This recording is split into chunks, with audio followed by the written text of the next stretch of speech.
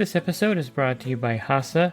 Liquid is clearly better. Liquid chlorine is the highest purity, works immediately, has no added cyanuric acid or calcium, and it will leave your pool safe, clean, and clear. And by the Bottom Feeder professional grade battery powered vacuum system. It sucks to clean pools, so cleaning pools sucks less. Get $100 off with code DVB100. This episode is brought to you by Skimmer, the #1 pool service software in North America. With Skimmer, you can streamline your schedule, grow your revenue, and keep your customers coming back with 5-star service. Whether you're a one-person operation or an established team, Skimmer is your partner in success. Visit getskimmer.com/poolguy to try Skimmer for free for 30 days. The Pool Guy Podcast Show. The Pool Guy Podcast Show. The Pool Guy Podcast Show.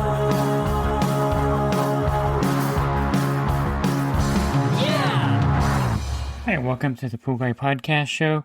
In this episode, I'm going to go over the 5 client types or personality types that I avoid out there. And I would think that these would be on your list as well as customers to avoid in your pool service business. And I think if they're not on your list, you probably should add them to your list after listening to this episode.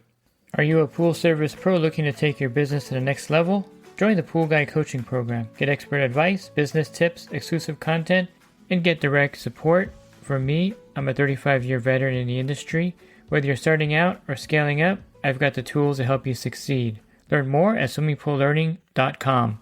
It's pretty easy to spot bad customers when you're out in public. You know, if you're in Walmart near the return line and the person in front of you is trying to return something that looks like it's been in his house for 3 years, and he's like ranting and raving at the person at the return counter, that's definitely a bad customer.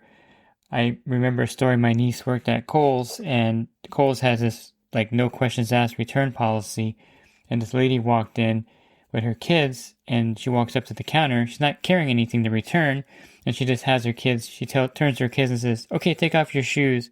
And they take off their shoes, and they slap them. She slaps them on the counter. Says, "I want to return these." And of course, the kids have been wearing them, and they've grown a little bit. And so the lady just wanted to return the shoes because they outgrew them.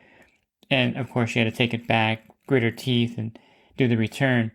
So very easily, you can spot a bad customer out there in a regular business. Now in pool service, it may be a little bit harder to distinguish a bad customer. And I'm going to start with the first one. And this is one that I always find interesting because if you're in a certain zip code and the houses are $1 million homes, and of course, when you run into this customer, you're scratching your head. But this is the person that I'll call the price shopper. He's always asking for a discount. He's always comparing your price over things he sees online. And it's almost impossible to really win with this particular personality type. It's going to be very frustrating to do anything at this pool when you have the price shopper. This is someone who's like, "Hey, I saw that part on Amazon and you're charging me $30 for it. And I saw it on Amazon for $24. Can you explain why yours is so expensive?" And of course, you can go through an explanation that the part at your supplier is an OEM original part from the manufacturer. And the stuff he sees on Amazon, who knows where it comes from. It's not an original manufactured part, and so the price reflects that. And occasionally, I'll tell the customer, go ahead and buy the part, and I'll swap it out, and then I'll keep the other part, of course, for a future client. You lose some money there, but you make the customer happy. But this is a continuous battle, if that's the case with this customer, and they're always questioning your prices, and they're always searching for a discount. And I think this is something that we've created in our society with the discount mentality. I mean, you often don't buy anything yourself. I don't either, unless I see that it's on sale. So if you're shopping for, a shirt, and you see that it's 20% off, you're like, "Oh, that's a good deal. I'm going to buy that." And so we've kind of created that mentality to where if you pay full retail price, you're losing. And there's a lot of stores that really are famous for doing this, and Amazon's pretty good at this as well. They'll slash the price and put like 20% off or whatever to kind of spur that. And so that kind of discount mentality it is in a way built into the American culture. But if you have a customer that's constantly questioning your pricing, constantly, crying about, why did you charge me, $14 for a bag of salt where it's $6 at Lowe's, then that's kind of where you have to draw the line. And you can only go so far with this kind of price shopper.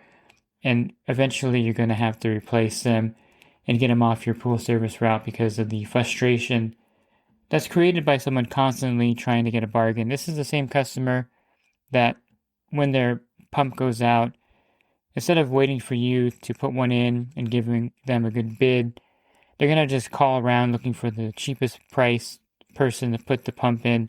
And it's very irritating when you get to the stop the next week and there's a pump that's installed there.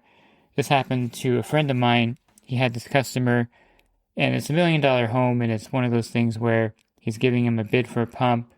Gets there the following week, and there's this e-pump from Amazon installed there. Really cheap pump that's not going to really work for long. And so this is something to avoid, of course, out there. Anyone that's constantly bargaining, wanting to discount your services, is not someone that you would want on your pool route long term. The next customer is, of course, something you can't predict, and you won't know this until you start to charge them and bring them on service. And this is the late payer.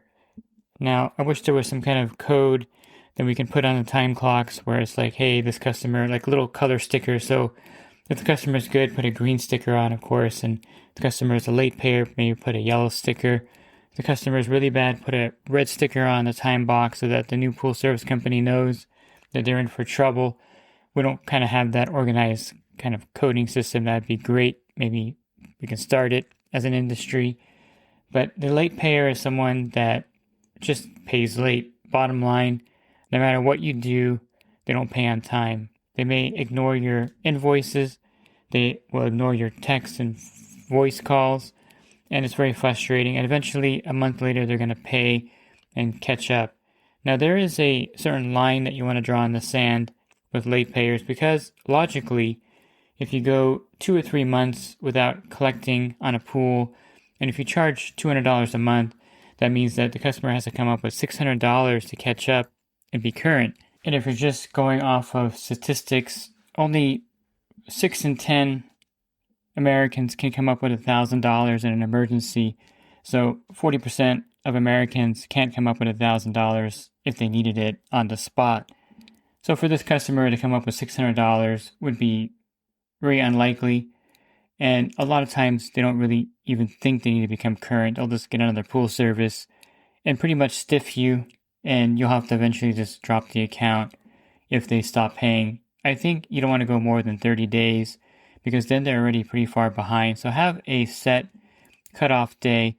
If you bill the customer on the 22nd and their payment is due on the 1st, I would say by near the end of that month before your next billing cycle, that customer is going to not, of course, be on your service route at that point because, again, that means that they're technically 2 months behind at that point if they didn't pay you on the 1st and you bill them again on the 22nd. And at that point, you're going to have to stop because they're not going to usually recover at that point. So if they can't get on direct deposit or pay you with a credit card, it's really easy nowadays to set them up with a credit card payment and they'll just pay you monthly that way. If they're unwilling to do that and you can't get them to do any kind of direct payment, it's really time to drop that customer.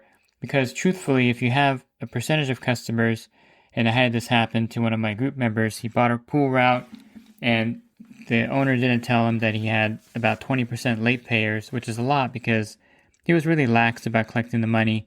It wasn't a big deal for him. He was an older guy. And with that amount of late payers, they couldn't sustain their business because they have bills to pay and payments aren't coming in on time. And they actually went out of business because of the large amount of chronic late.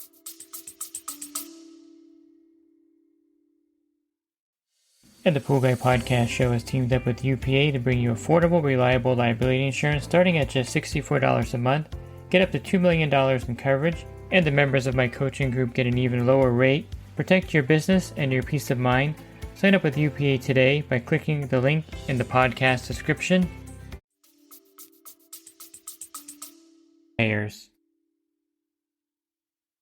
The next one is pretty easy to spot, especially when you're doing the bidding. You'll find that their house is immaculate, the car is clean, there's not a leaf anywhere to be found back there on their walkway.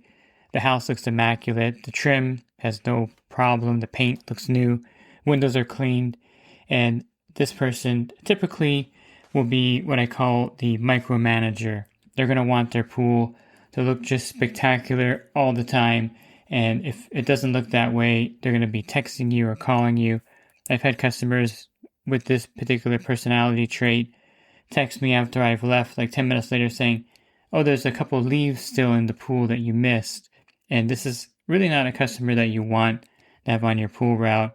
Honestly, you can't clean a pool to make it look brand new all the time and perfectly clean. It's just something that it's not going to be possible. There's some pool guys out there that will actually use a fine mesh, the white leaf rake, and go around the pool to get like all the surface debris off. And to me, at that point, you're kind of just wasting your time out there to get the pool that immaculate. Unless you're charging, a huge amount of money and spending 45 or 50 minutes at a pool to make sure that everything is dialed in. It's just not something that you want to set yourself up for. And most customers, honestly, the pool is the last thing on their mind. It's something that they don't think about. They don't really care too much about it. They want to look in their backyard while they're drinking their coffee and see that the pool is blue. And that's about it. If they see a couple leaves in there, it doesn't bother them one bit. But this micromanaging customer is the one that will even open up the skimmer and say, hey, there's some leaves in a skimmer basket. Or they'll go to the pump. I had one of these before where it was really frustrating. But the customer got really angry and confrontational towards me because literally you can see a couple leaves in the pump basket. It was kind of crazy. He just kind of lost his mind over a few leaves in the pump basket, which to me was like, that's nothing. I mean, what's going on? But if you get a customer like this that really is micromanaging, that really wants everything, they'll text you and say, I'd like you to come and set my timer to come on at 10 in the morning. It's coming on at 10:20, and I really would like it to come on at 10. All these things are irritating. They'll call you to come back because the cleaner stopped working sometime during the week. And these are tough customers to deal with. And again, this is a personality type that you eventually want to get off of your pool route so that you would have a much more pleasant experience out there cleaning pools. You don't want to go anywhere where you're dreading getting to the account. That's not a good way to really have your day go. And you want all those pools where you're like, I got to go to Mr. Jones' house next. That's going to be a big problem. Anything like that is just get that off your route. Here's another one that I run into a lot. And this is especially someone who hasn't had a pool before, or if they bought a house and there's a pool and, they want it to look a certain way. Builders run into this all the time with people that have pools built and are looking for like this kind of, glossy brochure type pool. And the builders have a lot of trouble in the situation. And these are the customers with unrealistic expectations. A lot of times you're going to get these customers that see like the calcium buildup in the tile line. And they're like, oh, I noticed you were at the pool last week and I still see some white on the tile. Is there any way you can take care of that? To me, that is unrealistic because as you know out there, that calcium buildup on the tile is sometimes unavoidable. Even in a perfect LSI pool, over time, it's going to have some calcium buildup on the tile. Especially if they have a spa spillway, you're going to see the calcium line when the water dries and the sun hits it. Now, there are a few tricks to avoid this. One trick is to, of course, make sure the pool runs all the way into the evening, into the night, where when the sun goes down, the pool turns off. There's less chance of kind of that water calcifying on the spillway. But in reality, you're going to have that problem, or the customer is going to think that if they bought a house and the pool is green, they're going to turn this thing around by the following. They call you on a Monday, they do the green pool cleanup, and they expect the pool to be swim ready on Saturday for their party. A lot of the unrealistic expectations are people that call you and they're like, hey, can you clean my pool up? I have a party this weekend, and how much would it cost for a one-time cleanup, or how much is your service? Those are really unrealistic, and it's something that definitely is a red flag, because if you don't do what they want you to do at that point, like a green pool cleanup within a week, they may not pay you the balance due And this happens a lot out there where the customer says, you didn't perform your service, and so I'm not going to pay you the 60% balance on this. You notice I didn't say they're not going to pay you the full green pool cleanup because you would want to collect a deposit from customers. You don't want to be in a situation where you're doing any kind of service for someone you don't know without having at least 30 or 40% down from the customer. And so this will avoid that. And you also want to explain to the customer realistically how long it's going to take for these things to happen. I've had pool guys that do one-time cleanups for $150. Don't bother taking a deposit, and the customer comes back and says, I don't like the way you cleaned the pool. It wasn't done properly. It's not as clean as I thought it should be, and they don't pay them, or they just ghost them. This happens a lot as well. So be careful when dealing with these kind of cleanup situations or green pool cleanups when the customer may have unrealistic expectations, and they'll use that against you not to pay you. It's not to say that you didn't do the job. It's just to say that the customer expected something that they thought you didn't provide for them. So be careful. And on your pool route, these customers are going to expect things like you coming back to fix something, or the cleaner's not working, you coming back around, or if you missed their pool because the gate was blocked or something was going on. The customers are going to text you when it's like raining 1 or 2 inches of water. You're not at their pool, and they're like, hey, I didn't see you at my pool today. Are you coming by? It's like thunder and lightning out there. They want you to come service their pool.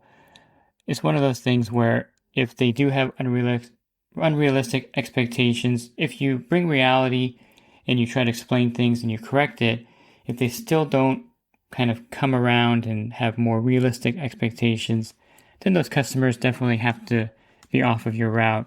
And this last one, I think, is really important.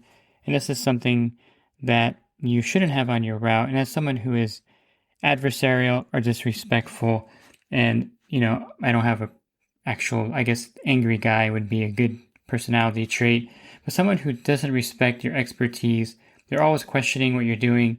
They're sending you advice, and they're questioning, why are you doing this? Why are you building me for this? Why are you doing this to the pool? Why can't you do it this way? Or I read online that this is how you should do it. And of course, they don't respect you as a professional, and they may also be very angry and adversarial towards you. I find that to be kind of hand in hand. When someone is not trusting you as a professional, the disrespect leads to kind of anger and confrontations that you don't really have time for. And it's really hard to keep your cool in your situation like that when the customer is always confrontational and adversarial towards you. It's kind of human nature to kind of get that fight or flight thing going, and it's hard for you to kind of keep your voice down. Even in conflicts in your family, the same thing happens. You start to argue because those kind of tips go out the window when someone's yelling at you and you're right and they're not correct. So to avoid that, sometimes meeting the customer at the bid, you get kind of the idea, if they're like yelling at their dog, like, stop barking, they're getting really adversarial towards their pet, or if they're yelling at their kids in front of you, something like that is a kind of red flag that, hey, this person's probably going to do the same to me, and I don't want any part of that. And a lot of these are not easy to spot right away. Some can be obvious, but others are not as obvious to spot. So just be really cognizant of things once you have the account, that you may want to wean them off your route. The best way to do this without them leaving you a bad review, which happens sometimes with some of these personality traits, is to let them know after, let's say you had the pool for 5 or 6 months, let them know that you're actually consolidating your territory because you have just way too many service accounts. And unfortunately, you're going to have to let that pool go at the end of the month. Usually, when you explain to them that you're overbooked, overworked, and you really need to consolidate, they probably will be okay with you dropping the pool without leaving you a bad review in most cases. So if you do discover a negative personality trait, you definitely want to let them off nicely. You wouldn't want to be arguing with them and leaving in a huff or just ghosting the customer, because most of these personality types are the type that would leave you a 1-star review on Google or Yelp. So just be cognizant of that factor as well. If you're looking for other podcasts, you can, of course, subscribe to my YouTube channel Monday through Friday, where I post an episode, Or if you go to my website, swimmingprolearning.com, there's going to be a banner with a podcast icon. You would want to click on that, and that will give you a drop-down menu over 1,700 podcasts. And if you're looking at my coaching program, definitely you can join that at the Pool Guy and learn more at poolguycoaching.com. Thanks for listening to this podcast. Have a great rest of your week. God bless. This episode is brought to you by HASA, providing products that deliver clean, healthy water for every aspect of everyday life. The bottom feeder battery-powered vacuum system, portable, powerful, and only weighs 12 pounds. And Skimmer. Get Skimmer, America's #1 pool service software. Podcast listeners can try Skimmer for free at getskimmer.com/poolguy.